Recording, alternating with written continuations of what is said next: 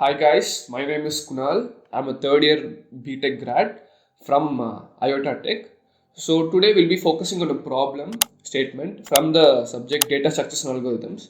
So we'll first read the problem and then we'll start coding it. So the problem statement goes like this. Design, develop and implement a menu driven program in C for the following array operations.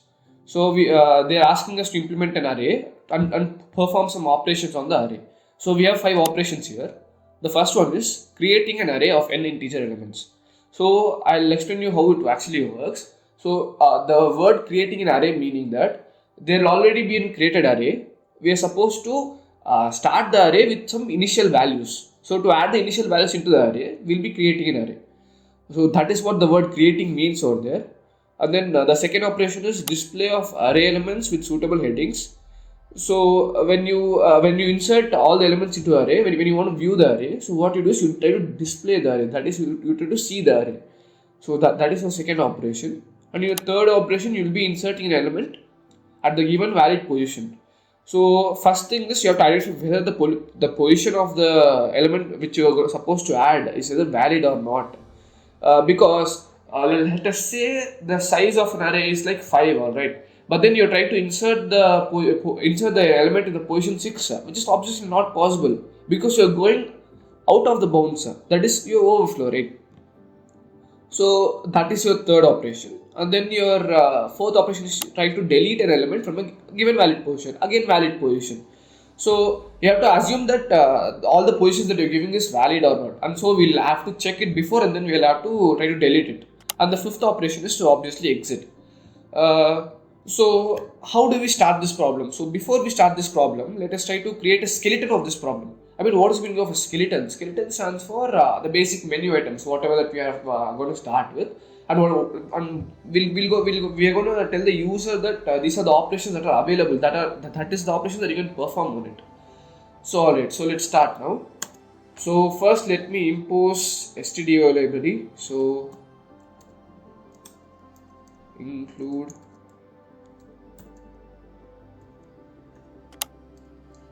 so this is called for standard input and output, and then I'll also have a standard library that is imported. This is because we have the function for exit, and exit belongs to this function standard library.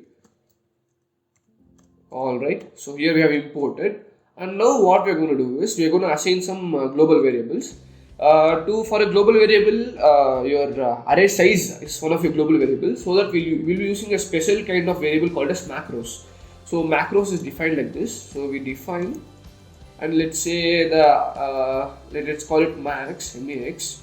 So max is a variable, and this is global, and this is constant. You cannot change it. Meanwhile, when you are performing a code, right, you cannot add any value to it, or you cannot really subtract any value to it. So it is constant, it remains the same.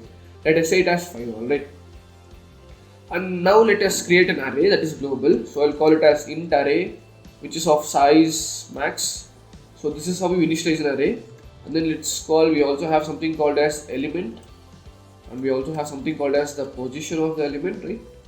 So position, and then we'll also have a tracker, right? So we'll have a tracker like let us say out of the array of size 5, we have inserted only 4 elements. So we should know that only the 4 elements have been filled, right? So we should know how many elements are also empty. So we'll have a track, we'll call it as n over here, and then I'll call the main function.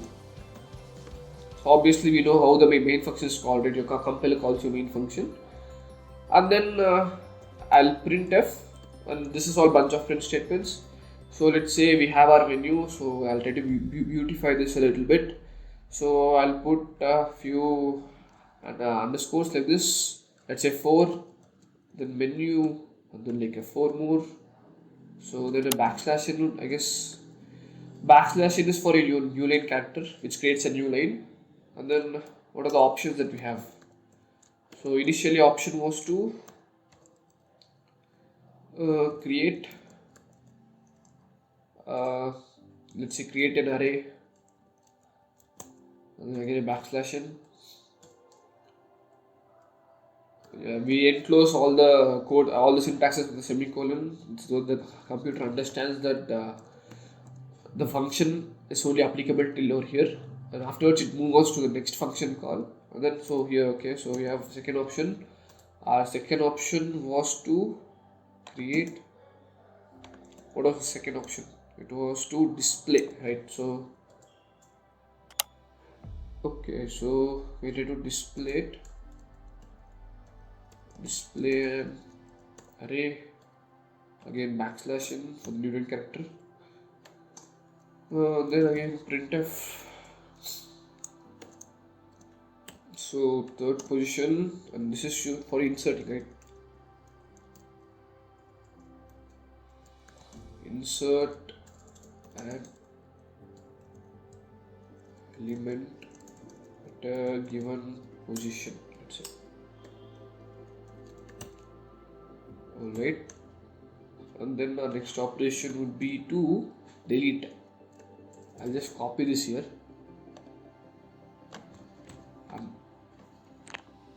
and I'll just like try to delete it off.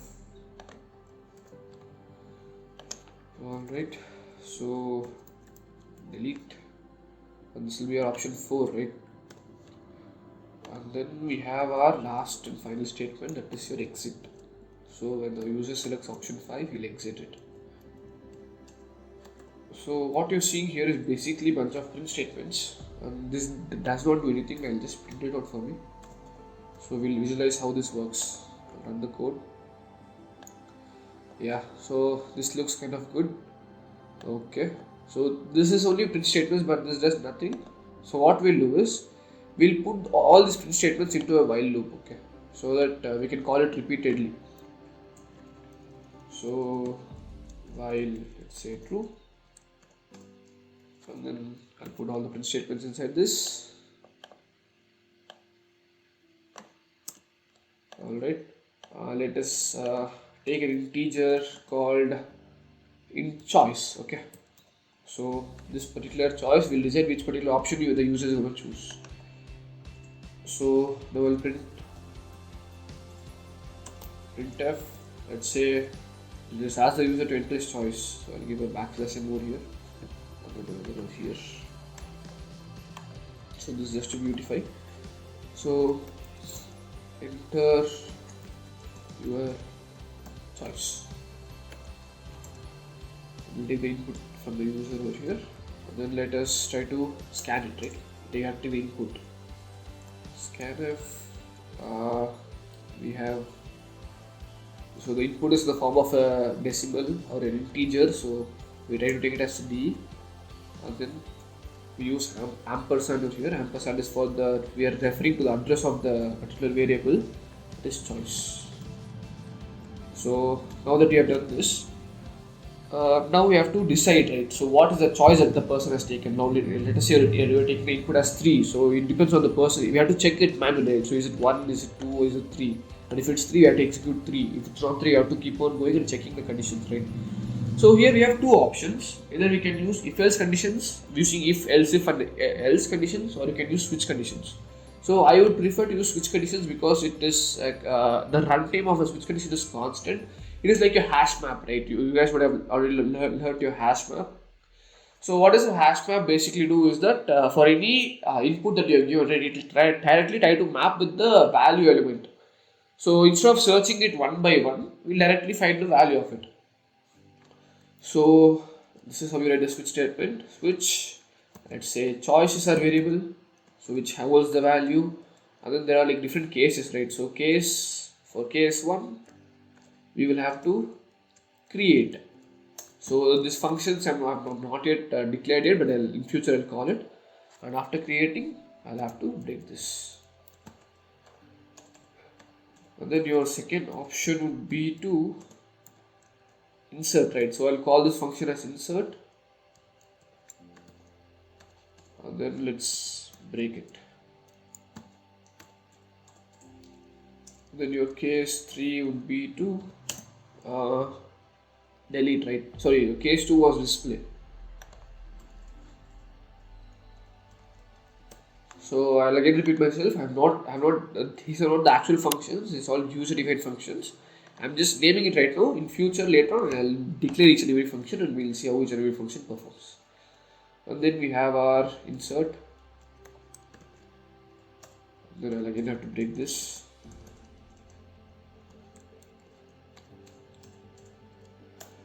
And then for case 4, I'll have to delete it.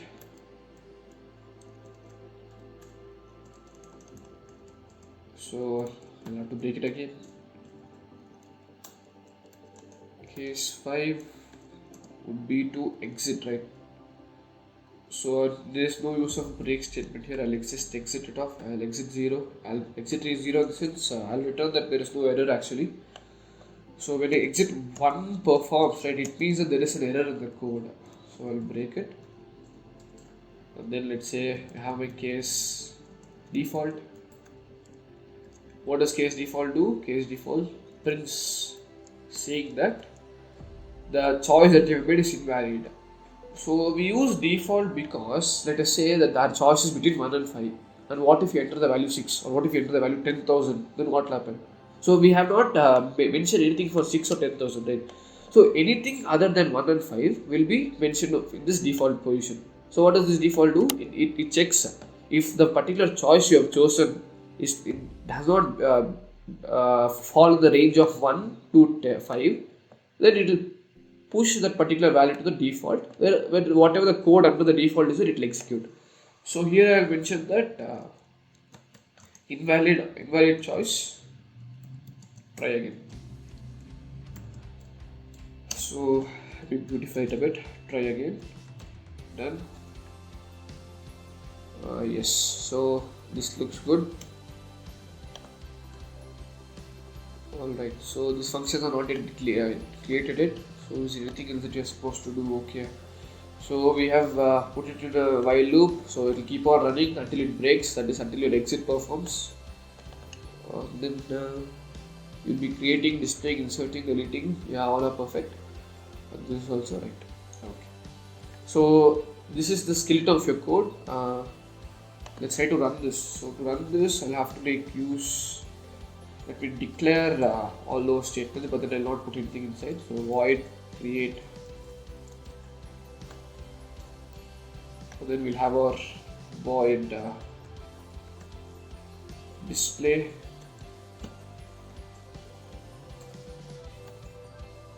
We'll have a void insert.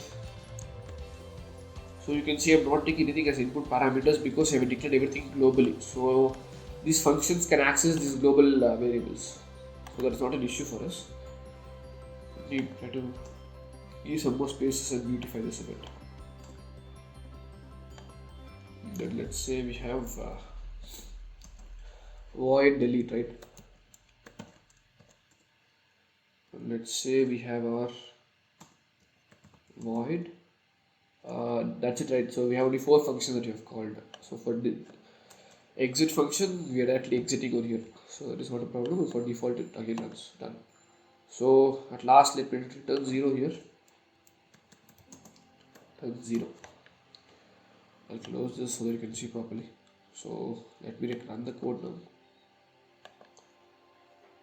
Okay, so there's an issue. The issue is here. This particular t should be small, not capital. Alright. While true undeclared. Case default.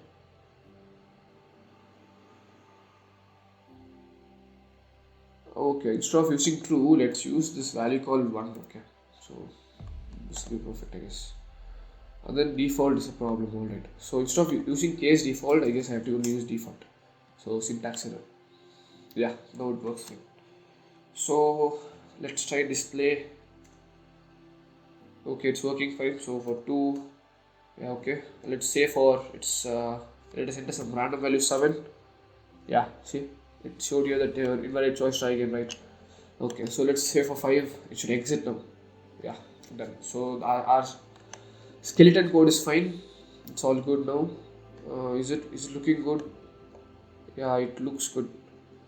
Over here, I guess I have to put an extra new line addition over here. So I'll try to do that over here.